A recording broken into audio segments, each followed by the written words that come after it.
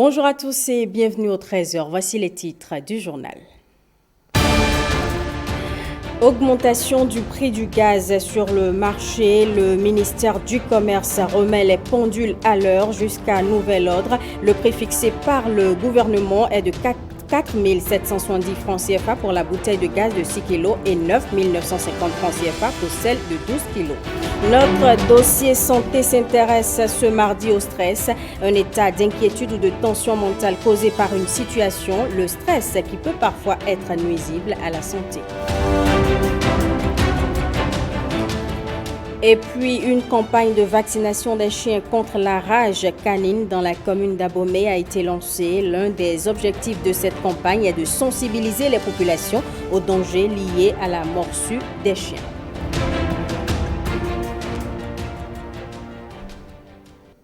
Je vous le disais dans les titres, folle montée du prix du gaz domestique chez les revendeurs, produit du quotidien des ménages très sensibles, mais dont les prix ont augmenté sans homologation officielle. Le ministère du Commerce effectue des contrôles. Nous avons suivi l'un des contrôles à Cotonou. Regardez.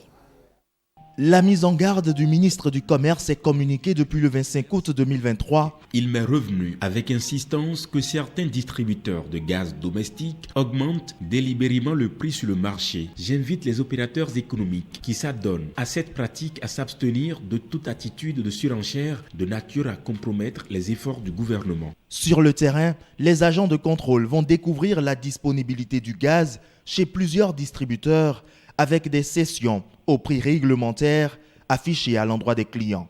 Actuellement, moi j'ai le produit. J'ai le 3 kg, j'ai le 12 kg, il y a le 6 kg, il y a le 12 kg. Le 30 kg, c'est tout à l'heure, ils ont acheté, c'est fini. La recharge de 3 kg, 2385 francs. La recharge de 6 kg, 4770. Nous, on a une permanence de gaz. Situation différente chez les revendeuses du gaz en bouteille rouge. Vous avez des stocks que vous avez mis les Semaine passée. Semaine passée. Que vous avez commandé. Oui. Vous n'avez pas été livré, c'est ça? Et qu'est-ce que le fournisseur vous a dit?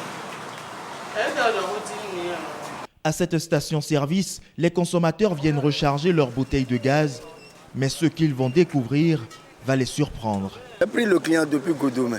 On va dans les stations, on trouve, on dit il n'y a pas. Ils me disent qu'il n'y a pas de gaz, alors que le gaz est stocké là. Moi, je ne comprends pas pourquoi ils font ça. Eh bien, il n'y en a pas. Dans le même temps, il y a un autre qui est arrivé.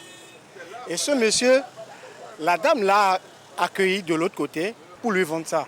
Elle dit, vous avez du gaz en stock et vous ne le voulez pas vendre. Ce n'est pas la première fois. Depuis la semaine dernière, le stock était là. Mais toutes les fois qu'on arrive, ils disent qu'il n'y en a pas. Sur le plan commercial, c'est punissable. Ils décident de faire pied de grue. Les agents de contrôle s'enquièrent de la situation et vont finir par la décanter. Non, ces bouteilles sont là, ça ne date pas d'aujourd'hui. Ce ne sont pas des bouteilles à vendre. Et vous avez commandé? Oui, on a fait la commande depuis la semaine passée. Nous avons dû donc faire appel aux responsables qui se sont déplacés, qui sont venus sur place et qui nous ont expliqué au fait ce qui se passait. En réalité, le stock des stations est souvent divisé en deux. Il y a un stock qui est destiné à la conciliation pour les nouveaux achats et un stock qui est destiné à la vente normale. Donc nous sommes entendus avec eux en ce moment même pour que même le stock qui est destiné à la conciliation soit libéré et soit vendu. Donc nous avons procédé à une vente assistée sur place. Ils sont rentrés, ils ont parlé, ils ont pris des heures, au moins 2h30. Ils sont revenus, on ne sait pas ce qu'ils ont discuté, mais à la fin, ils ont fait de leurs possibilités pour nous satisfaire. Et tous nos remerciements vont à l'endroit des autorités du ministère du Commerce. N'eût été votre intervention, je pense qu'on aurait perdu toute la journée et on va se retourner produit. Merci. Ces contrôles des agents du ministère du Commerce vont se répéter. Les populations sont invitées à dénoncer toute augmentation du prix du gaz ou toute autre situation malencontreuse sur le numéro vert, le 113.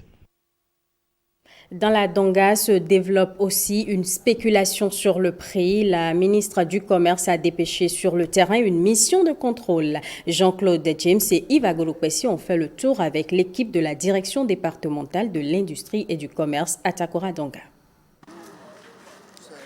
Le contrôle démarre dans cette station-service. Sur le reçu délivré par ce gérant quelques heures plus tôt, la bouteille de 6 kg de gaz domestique a été cédée à 4 900 au lieu de 4 770 francs CFA.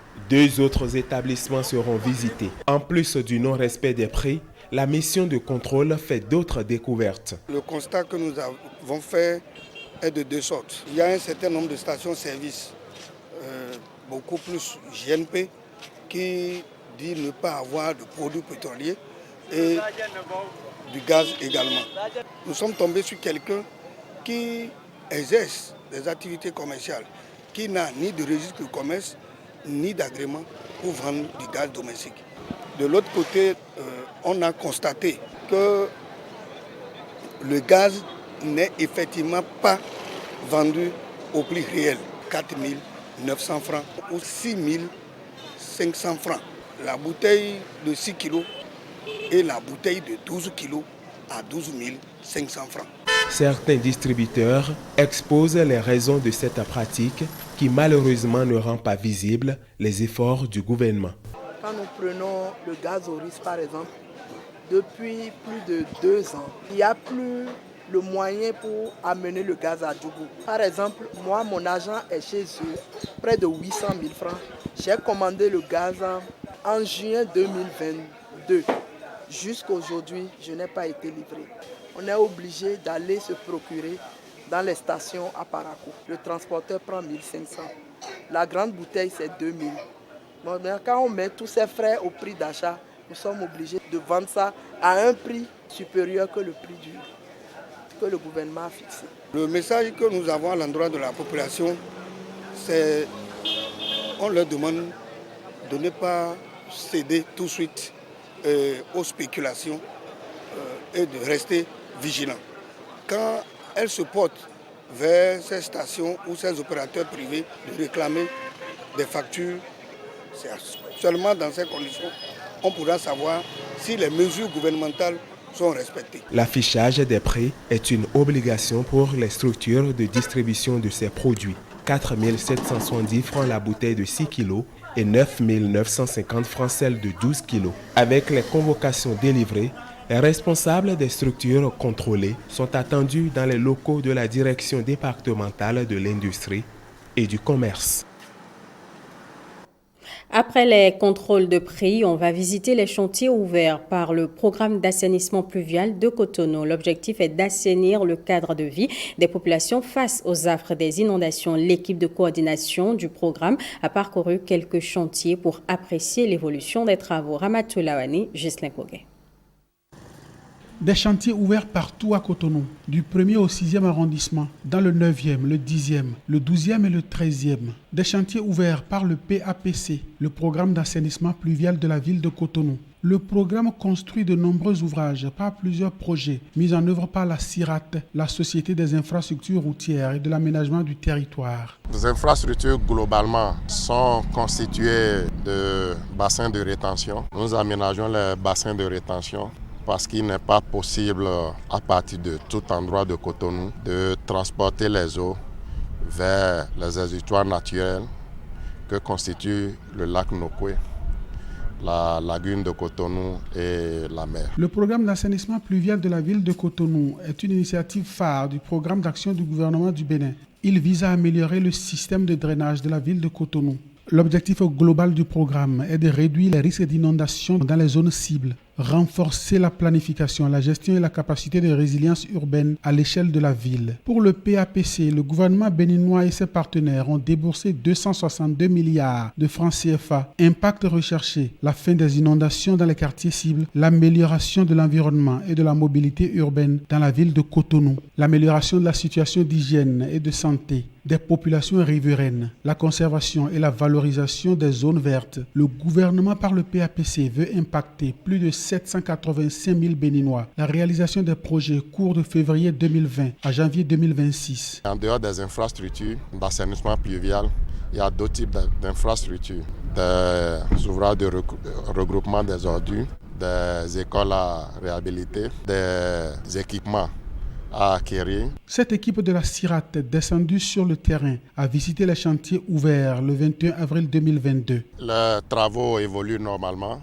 Les sites que nous avons visités aujourd'hui, c'est les sites où les travaux ont commencé en premier. Le programme d'assainissement pluvial de la ville de Cotonou répond au pilier 3, améliorer les conditions de vie des populations du programme d'action du gouvernement 2016-2021.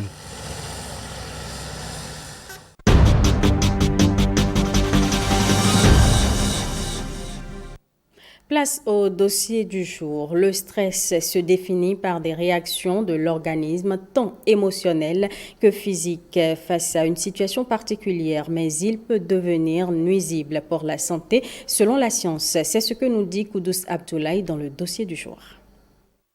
Le point de départ, le stress, il est bon. Une absurdité. C'est un stimulant motivateur qui permet la motivation. Le scientifique clarifie davantage. Parce que lorsque vous êtes stressé, qu'est-ce qui se passe?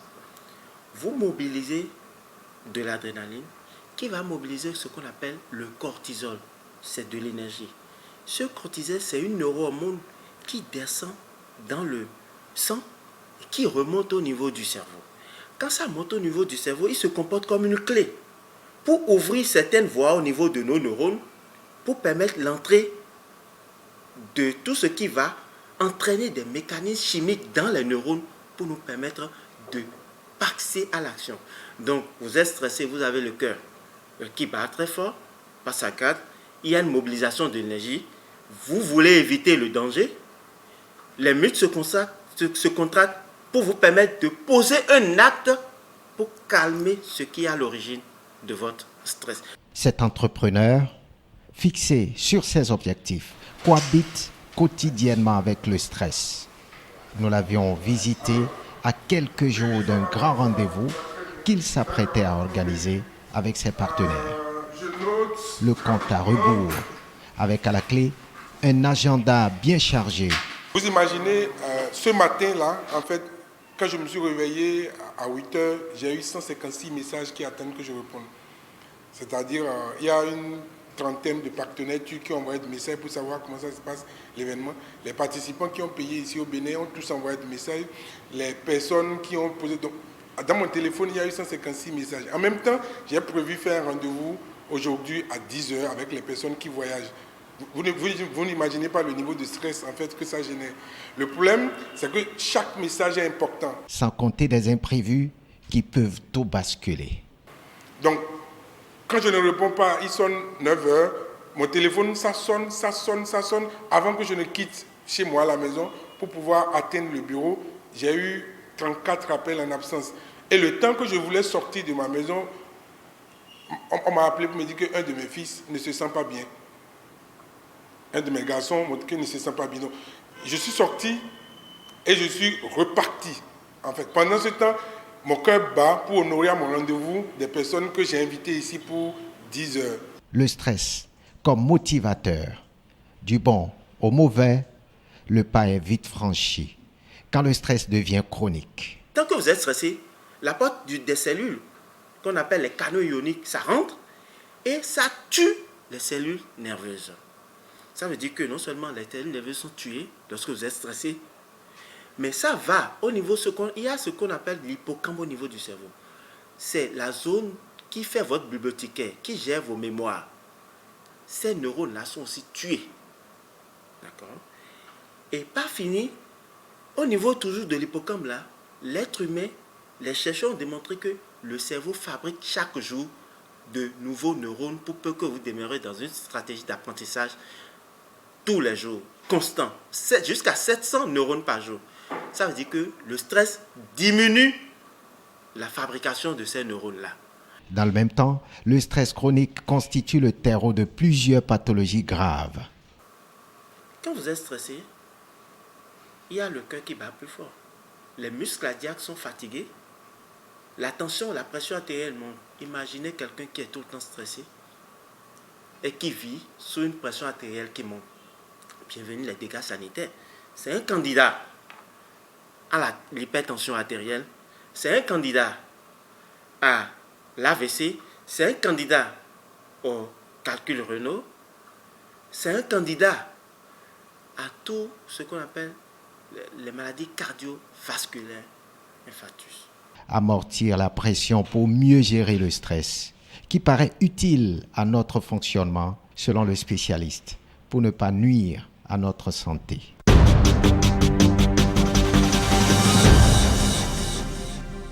On reste dans le domaine de la santé. Une campagne de vaccination des chiens contre la rage canine a démarré à Abomey. L'initiative est portée par la direction de l'élevage du département du Zoo avec l'appui du projet Rédissé. L'un des objectifs est d'informer les populations sur les dangers liés à la morsure des chiens. Pierrette Adin-Yossi, Canel Capo. Vacciner, détecter des signes et sensibiliser sur la prévention contre la rage transmise aux personnes par les chiens. C'est l'objectif du projet Rédissé, initiateur de cette campagne de vaccination. La rage reste une zoonose et à 100% létale. Quand on la contracte, on n'a aucune chance de survie.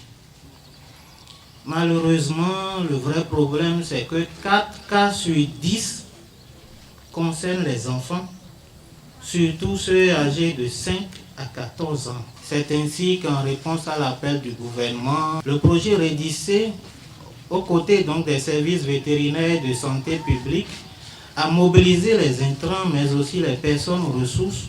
Selon les statistiques, 29 cas de décès dus à la rage ont été enregistrés au cours du premier semestre sur l'ensemble du territoire national. Avec la tendance qu'on est en train de voir cette dernière année, ça risque de nous faire péter les plombs. Les autres années, c'est une moyenne de 10 qu'on a dans l'année. Déjà, on n'a pas encore fini. On est en train de faire le premier semestre. On a déjà 29 décès déclarés. Le département du Zou a connu le 31 mars dernier une crise zoosanitaire de rage humaine avec 6 cas de perte en vies humaines dans les communes d'Abomey, de Boïkon et de Djidja. La vaccination systématique des chiens, chats et singes fait partie intégrante des stratégies mises en place par le protocole sanitaire pour la gestion de la crise. Les autorités invitent les propriétaires d'animaux, chiens, chats, singes et autres à sortir pour les faire vacciner contre un taux forfaitaire de 500 francs. Un prix subventionné par le gouvernement à l'occasion de cette campagne de vaccination qui va se dérouler du 21 août au 21 octobre 2023 dans les communes du Zou que sont Abomey, Boïkon, Kové, Djidja, Zakota et Zobodomé. Les enseignants membres du syndicat national des enseignants pour le renouveau éducatif réfléchissent sur les enjeux et défis des élections professionnelles sectorielles. Ils se sont réunis à Parakou pour aborder le sujet. Je vous propose de suivre le secrétaire général adjoint du syndicat au micro de Osenia Délégué et de Abdoulofou Idrissou. Depuis l'année passée, nous avons fait une nouvelle option pour la tenue de notre conseil syndical national. Cette option consiste à tenir le conseil sur 2 sites, de façon à rapprocher bien plus les structures de l'organisation à sa fêtière en vue d'une forte participation et d'une forte mobilisation, de réduire les peines des participants et tout ceci pour plus d'efficacité de l'action syndicale. À l'évaluation de l'édition 2002 à Djougou et à Alada, l'expérience a prouvé ses points forts et ses avantages, et c'est la conséquence de notre présence ici ce matin dans la cité des Koborou. Le conseil de cette année se tient dans un contexte où le secteur de l'éducation attend un événement majeur, un événement de taille qui déterminera à coup sûr la survie ou non de bon nombre de syndicats. Je voudrais parler des élections sectorielles. Le SINER Bénin a bien conscience de la situation et vous sert déjà en ordre de bataille pour affronter cette échéance avec sérénité et détermination. Le terme en dit long. Nous sommes persuadés qu'au soir des élections annoncées pour le mois d'octobre, notre organisation sortira rayonnante et requinquée. Nous sommes donc convaincus que de belles idées et de bonnes résolutions sortiront de ce conseil. Créer un monde meilleur et épanouissant, rêve de l'auteur de l'ouvrage intitulé « La démocratie que veulent les peuples » entre ingénierie démocratique et procéduralisation. Un ouvrage qui propose des pistes au défi de l'appropriation démocratique de la gouvernance politique en Afrique. Au lancement du livre à la Maison de la Société Civile, Innocentia Loko, Bruno Rutepo et Marcela Rossi. À travers cet ouvrage,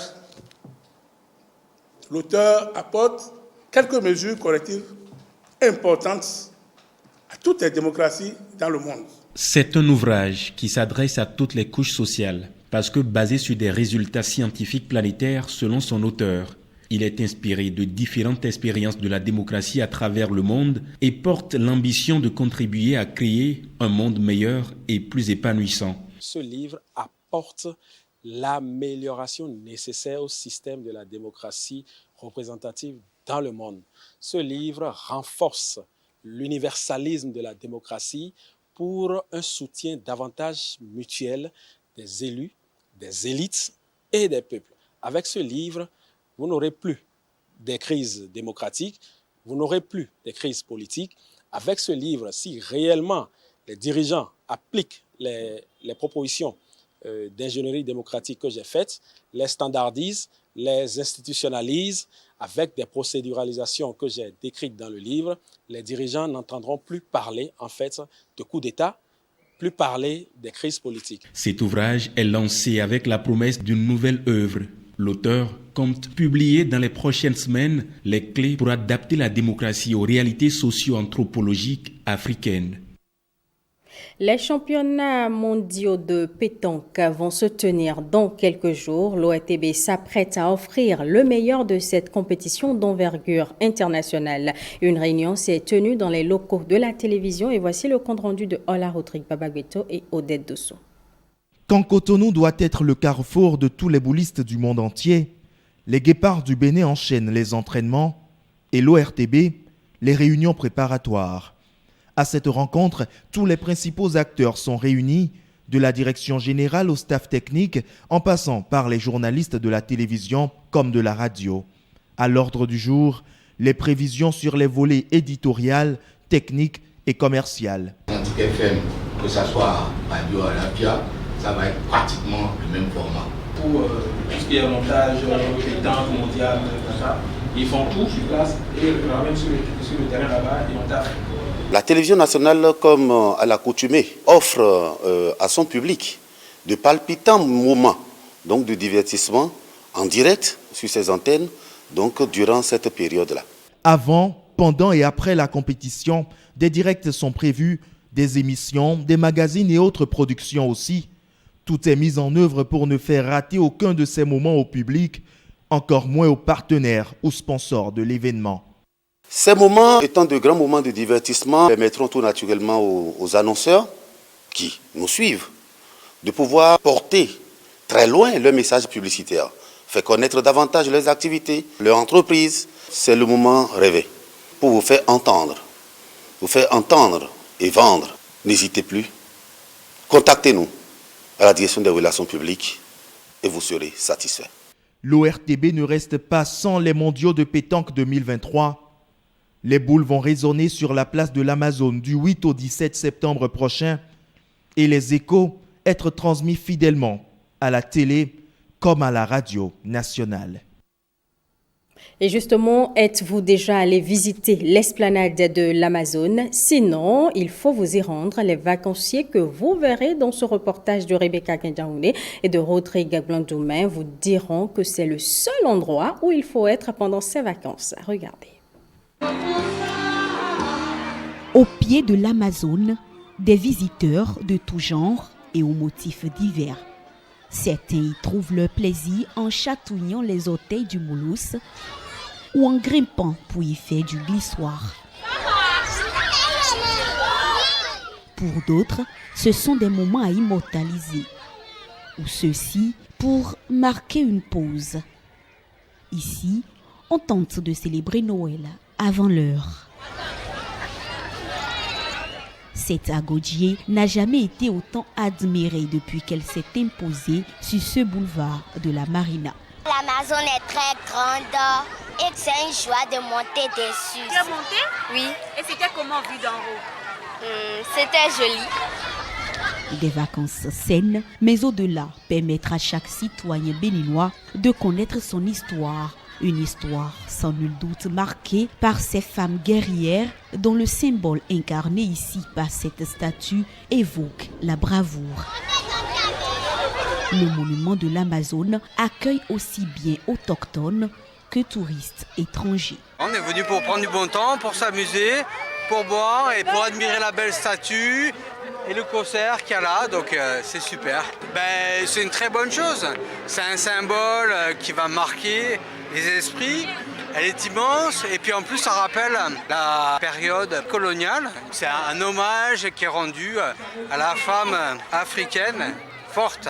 Moi je ne suis pas d'ici, je suis camerounaise, mais j'ai apprécié beaucoup ce qu'il a fait. Je n'aimerais même plus repartir, c'est bon, je suis calée. Amazon is nice, Béni is nice, Cotonou c'est meilleur.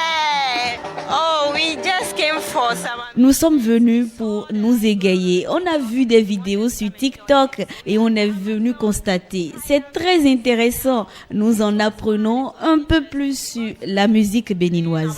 Béninoise, high life and music. Au pied de l'Amazone, de la musique pour le bonheur des visiteurs. C'est sur l'initiative du gouvernement bien sûr. C'est un projet qui consiste à animer sur l'esplanade de l'Amazone. Et ça s'appelle Danser avec l'Amazone.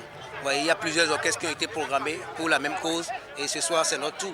Et on a pu quand même faire ce qu'on peut pour que les gens puissent s'amuser. Franchement, je voudrais bien que ça se fasse chaque année, si possible. Danser avec l'Amazone, vous êtes cordialement invités chaque soir de 17h à 19h jusqu'au 31 août 2023.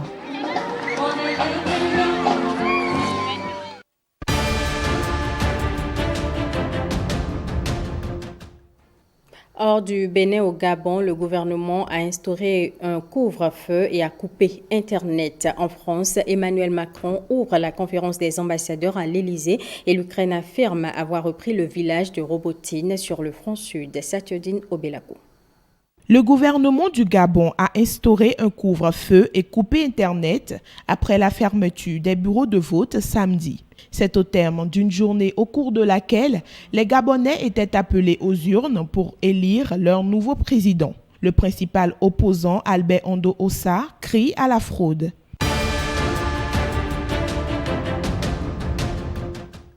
Le chef du gouvernement libyen a suspendu sa ministre des Affaires étrangères lorsqu'il est apparu qu'elle s'est entretenue avec son homologue israélien la semaine dernière à Rome. Le ministère libyen des Affaires étrangères a qualifié cette rencontre fortuite et non officielle, mais elle avait déjà déclenché des manifestations dans plusieurs villes, dont la capitale. La suspension a engendré des mouvements de protestation spontanés qui ont éclaté dimanche dans la capitale.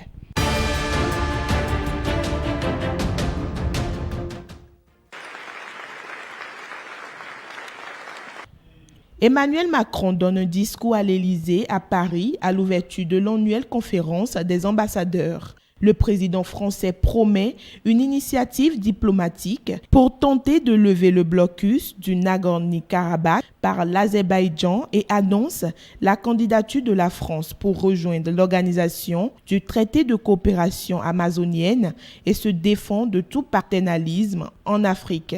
On ne reconnaît pas les putschistes. On soutient un président qui n'a pas démissionné, aux côtés duquel nous restons engagés. Et nous soutenons l'action diplomatique, et quand elle le décidera, militaire, de la CEDEAO, dans une approche de partenariat, qui est celle que j'ai présentée en février dernier.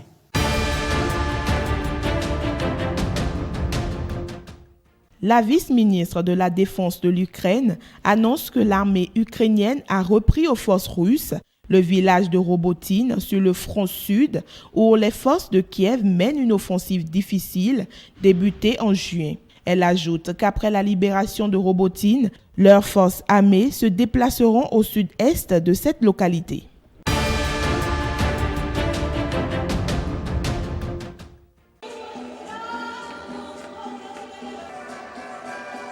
Marcelo Ebrard, candidat des primaires de l'élection présidentielle mexicaine pour le parti Morena, organise un rassemblement de fin de campagne à Mexico. Nous allons triompher, lance-t-il, devant 10 à 15 000 personnes. L'ancien ministre des Affaires étrangères est un proche allié du président Andrés Manuel López qui jouit d'une cote de popularité de plus de 60%, mais qui est tenu par la Constitution de se retirer après un seul mandat de 6 ans. Ce sera tout, mesdames et messieurs, pour ce journal et merci de l'avoir suivi.